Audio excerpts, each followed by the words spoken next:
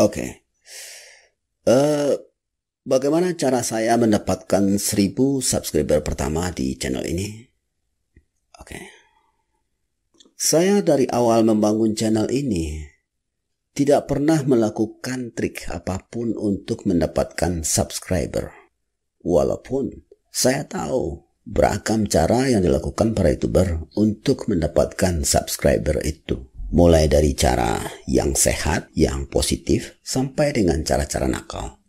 Tapi saya tidak pernah tertarik melakukan semua itu. Kenapa? Karena jujur saja ya, saya pribadi tidak suka dengan cara minta-minta subscribe itu. Bagaimanapun caranya. Baik dalam bentuk gambar animasi yang mengklik tombol subscribe di awal video atau di akhir video, apalagi memintanya secara terang-terangan dalam narasi video. Bahkan saya muntah melihat kalau ada YouTuber yang sudah minta-minta subscribe seperti itu. Walaupun misalnya videonya bagus, tapi dia masih minta-minta subscribe. Itu sekian persen rasa simpati saya menjadi luntur. Itu satu.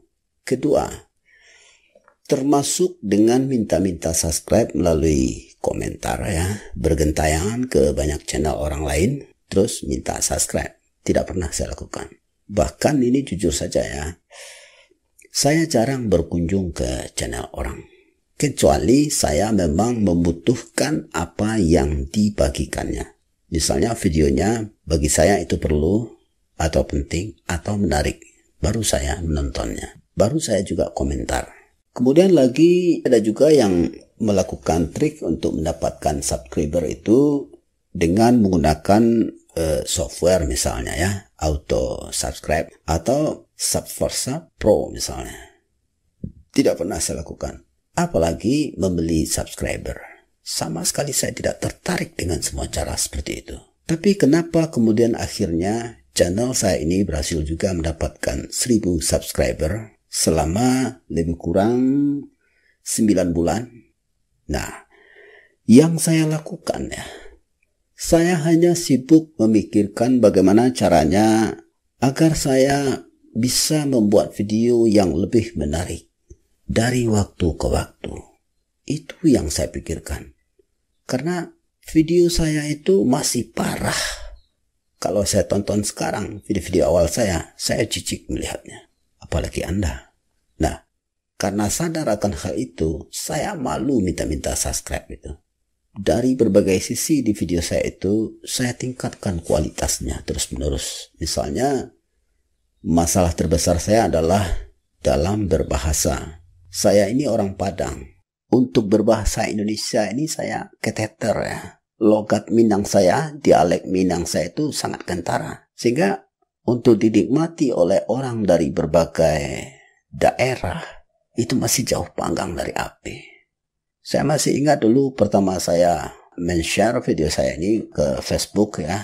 Saya ditertawakan ya. Baik ditertawakan secara langsung maupun secara tidak langsung. Atau dalam bentuk sindiran. Sakit rasanya itu waktu itu ya. Tapi karena kemauan saya belajar lebih menonjol dari rasa ketersinggungan saya tetap berjuang, belajar, dan terus belajar. Sampai sekarang saya masih belajar bagaimana caranya supaya lebih menarik lagi.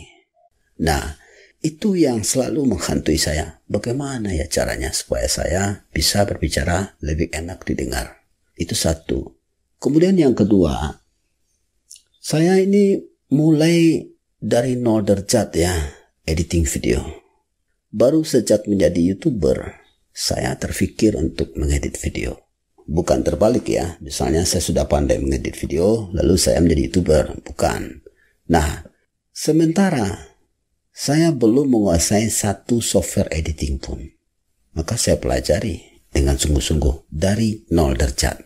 Yang saya gunakan adalah sampai sekarang, sampai video ini saya luncurkan, Camtasia Studio versi 8. Nah, itulah kesibukan saya dari awal saya membangun channel ini sampai sekarang.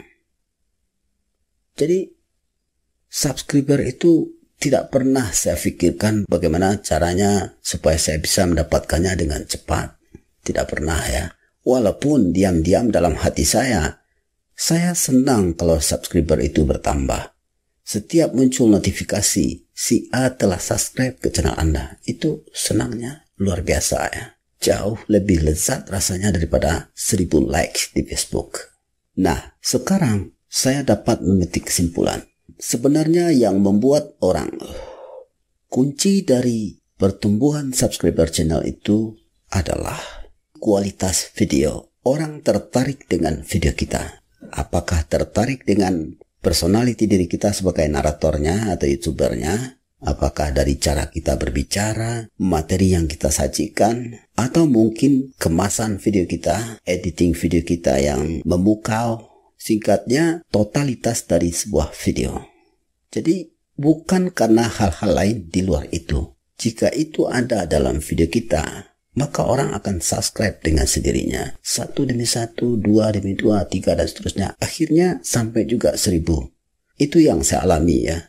Karena jantung dari sebuah channel itu adalah video. Tidak lebih. Nah, bagaimana mungkin kita bisa mendapatkan banyak subscriber kalau video-video kita tidak menarik, tidak bermanfaat, tidak menginspirasi, tidak mencerahkan, tidak menghibur. Jadi, menurut saya, bagi Anda yang masih mengejar 1000 subscriber untuk memenuhi syarat monetize, tobatlah Anda. Lebih baik Anda mempelajari bagaimana cara membuat video yang lebih menarik lagi. Terus sampai akhirnya video Anda itu terasa lezat bagi penonton. Itu rahasianya. Lain dari itu, palsu dan tidak valid.